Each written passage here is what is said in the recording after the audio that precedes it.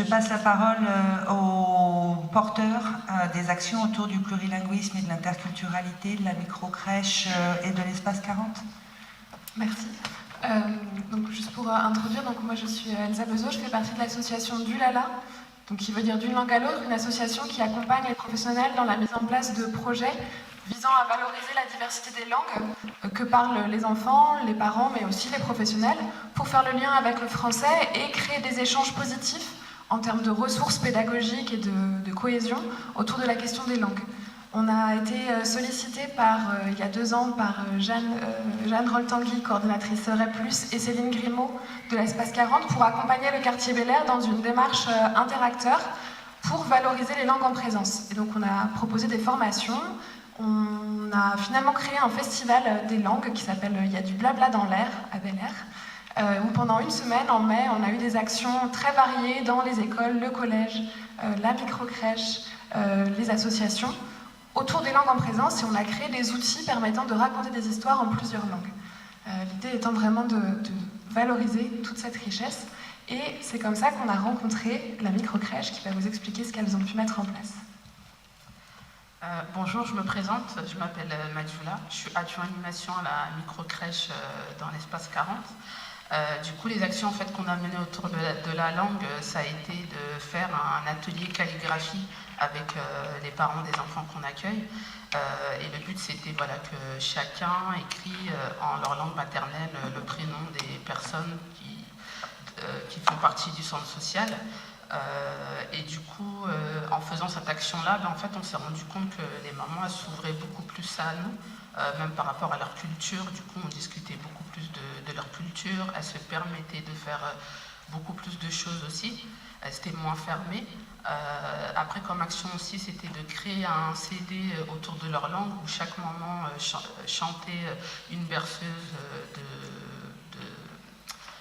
de sa culture. Et du coup, voilà, chaque moment est passé, et du coup, on a créé en fait un CD. Il y a eu aussi des sorties qu'on a fait dans les écoles maternelles. Du coup, on a été invités dans les écoles maternelles. Du coup, on a pu écouter des chorales, écouter des kamishibai, passer des temps de jeu aussi dans les écoles maternelles.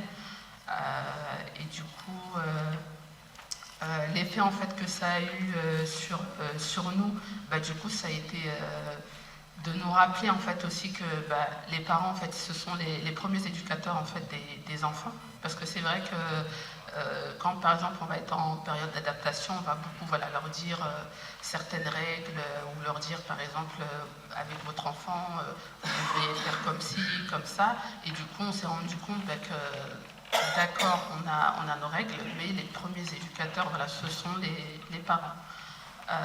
Et après, par rapport aux partenaires, ce qui se passe, c'est que là, du coup, comme projet en fait, qu'on a, c'est de créer en fait, une passerelle entre la crèche et l'école maternelle, que chaque fin d'année, en fait, les plus grands du coup, de la crèche puissent aller dans leur future école, justement, pour la découvrir, et pour aller aussi avec leurs parents, pour aussi qu'ils puissent être rassurés et de voir où est-ce que leurs enfants iront, où est-ce que les enfants iront plutôt dans leur école, enfin comme on sera à l'endroit, voir les personnes qui y seront, et voilà.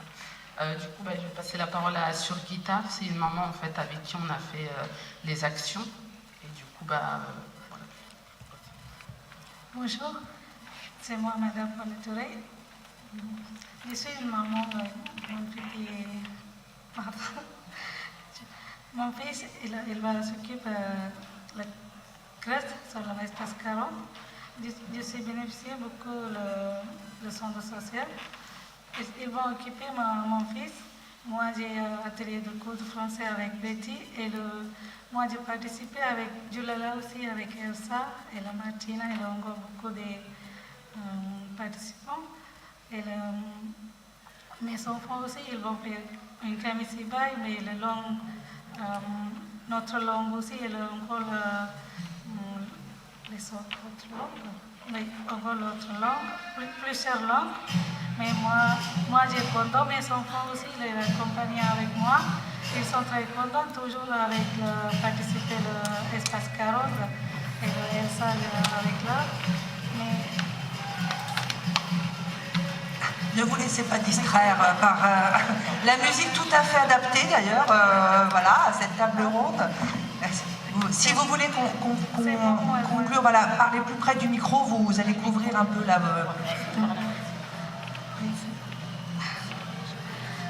Oui, j'ai parlé de tout que je pensais. Merci. Juste pour dire, on parle du Kamishibai, vous allez voir juste après ce dont il est question. C'est un outil qui permet de raconter des histoires en plusieurs langues, dont en tamoul, la langue que parle Surgeta et ses enfants, qui ont construit une histoire dans laquelle se trouve du tamoul, mais aussi du mina, du wolof, de l'anglais, de l'arabe, qui sont les langues présentes avec du français. Et donc c'est cette histoire que vous avez créée et que vous racontez aussi dans la microcrèche maintenant. Merci beaucoup. Nous écouterons effectivement en transition à la fin de cette table ronde ce Kamishibai raconté entre autres par les mamans et professionnels qui sont là.